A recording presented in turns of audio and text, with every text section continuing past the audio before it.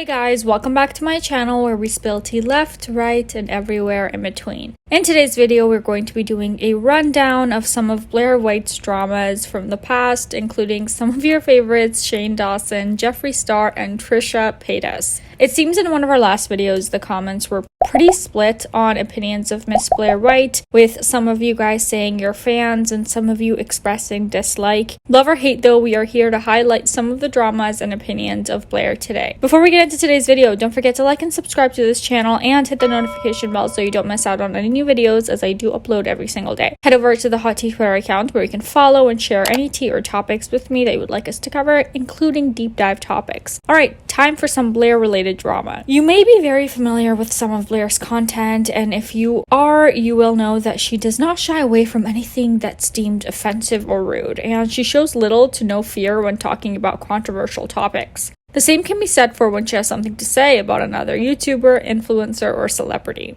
A lot of these were mainly one-sided, so maybe we can't call them drama, but she certainly had plenty to say about plenty of people. Starting off with Jeffree Star, Blaire posted a video back in June of 2020 exposing Jeffree for having FaceTimed her and showing her some quote receipts of the James Charles accusations back when all of that was kicking off. Jeffree presented a voicemail to Blaire which she says confirms that the allegations and rumors were true and even volunteered another predator that was separate from everything just cuz. And a year ago, when he launched some accusations against James Charles, specifically that James Charles is a sexual predator, I was live saying that Jeffree was a mess for that because he's refusing to provide receipts for that claim. He was promising to provide them and then backed off and said, I don't want any part of the drama. Here is my opinion. Jeffree has no receipts. I think Jeffree was loving the downfall of James, and now that it's backfiring, he wants to dip out. And I keep saying you can't put your toe in and then your toe out. He didn't put a toe in. He body slammed his way in, tried to ruin this kid's life, and now he's saying, I'm in a really bad place. It's a really dark place for me, and I don't want to do this. Blaire calls him out in her video for treating SA like tea in drama, which is gross, and she is personally offended by the behavior because she herself is an R survivor. Instagram story, basically alluding to the fact that I wanted to do this video. And here's what's very important about my Instagram. Jeffree does not and has never followed me there. However, within minutes of me posting this story, or I didn't even tag him just like before, he was FaceTiming me. I didn't answer because I didn't want him in my head again, and I didn't want to be manipulated again. So I just think it's kind of weird that, I don't know if he pays someone to monitor people's social media that he's worried about or trying to control or whatever, but for him to FaceTime call me within minutes of me posting this on my story when he wasn't tagged and doesn't follow me, and keep in mind that's how he contacted me the first time on Twitter. I typed his first name in response to someone. That's crazy to me. That's sociopathic. Next up is kind of half beef, I guess we could call it, or an obligatory beef maybe. Anyways, it's about Shane Dawson and all that gross stuff that came back in 2020 in regards to inappropriate comments and his quote-unquote jokes about children. Everyone with access to the internet knows who Shane is and what happened with all of that. But what you maybe don't know is that Miss Blaire and him were friends, and Blaire found herself under a little bit of scrutiny under all of this, as people wanted her to keep the same energy towards Shane being exposed in all of this. The difficult answer is, yes, I am going to keep that same energy and I am going to be consistent here, but the real answer is, I don't want to. To remain consistent with both my morals and the integrity and purpose of this channel, I do have to talk about this, so I'm going to. I think that there is a very important nuanced conversation that I'd like to have in this video that will be helpful for parents, survivors, kids. So she did, kind of. Blaire posted a video back in July of 2020 saying that she never would have thought that she would have to do this about Shane. But because of the nature of her channel and the majority of her content, she literally just has to. She covers all of the things that came out around that time, including the Willow Smith stuff and his cousin and girlfriend video and some audio clips. And I really am not going to replay any of that here, as we know what happened. It's gross and it's not what this video is about. But Blaire attempts to do her part in calling him out, while she does offer some slight explanations for his behavior. She mentions that Shane himself was a child victim, and often these situations can become a cycle, resulting in the victim becoming an offender.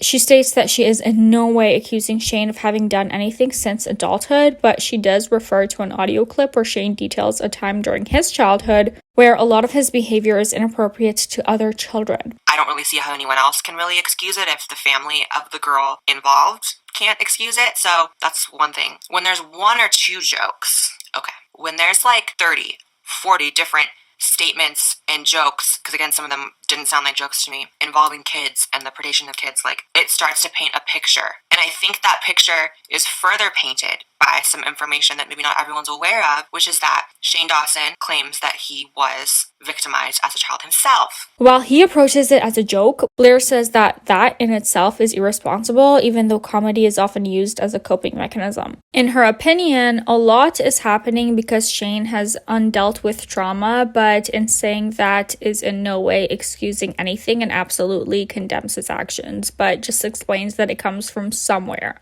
I'll say that her energy and tone in this video is absolutely different, as it's supportive and calm, whereas usually it's a little bit more argumentative or whatever you want to call it, but she is fully open and honest about the fact that she does have a bias in this topic. Next up, Blaire calls out Trisha Paytas for coming out as trans. So Trisha's coming out video prompted a response/reaction from Blaire in the form of her own video uploaded in October of 2019. She prefaces that she actually does like Trisha and even films sitting on her kitchen floor while eating Chick-fil-A as a type of tribute to Trisha in this video. But the niceties don't last long, and Blaire calls out her for fetishizing gay men and just hopping on the coming out trend. Blaire says that who you're attracted to has nothing to do with what you identify as, and that masculinity and femininity are not genders. So Trisha saying things about not doing hair or makeup most of the time is just a farce and actually a pet peeve of Blaire's, as it is just an example of the superficial things that might come along with being trans. She tells Trisha that you absolutely cannot both identify as your natural born gender and trans,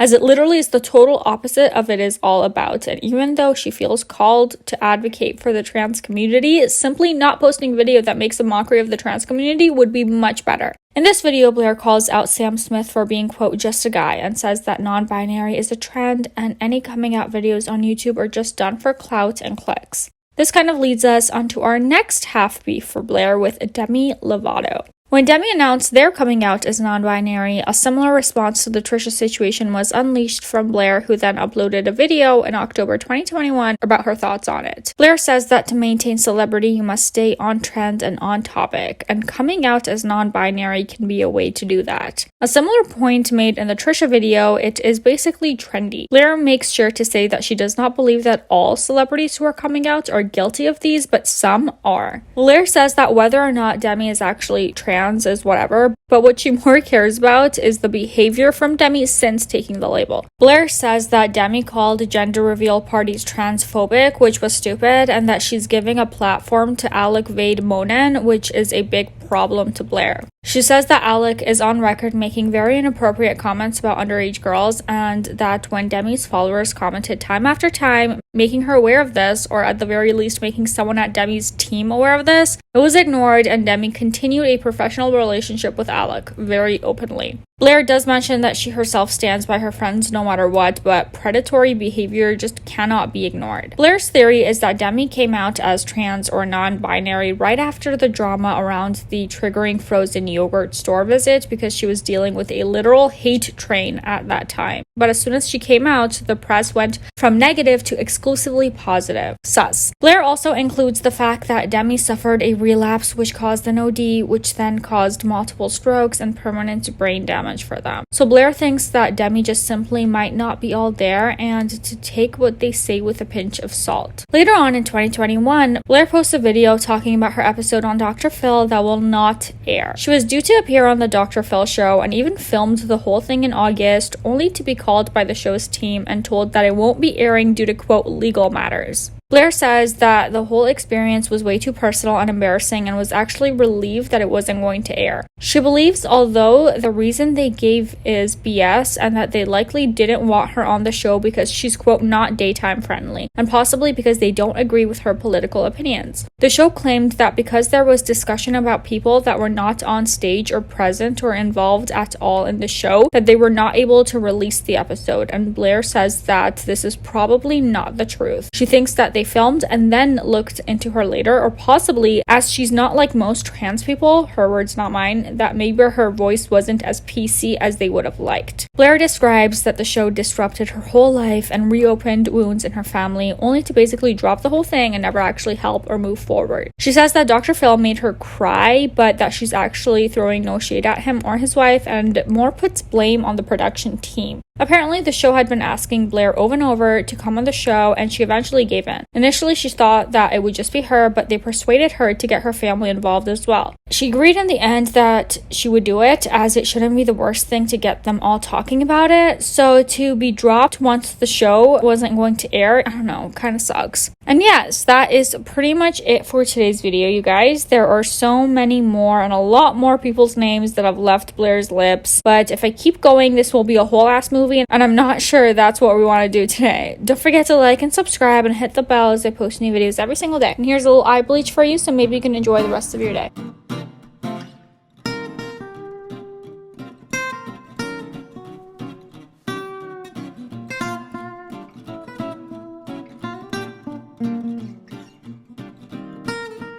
All right, bye-bye.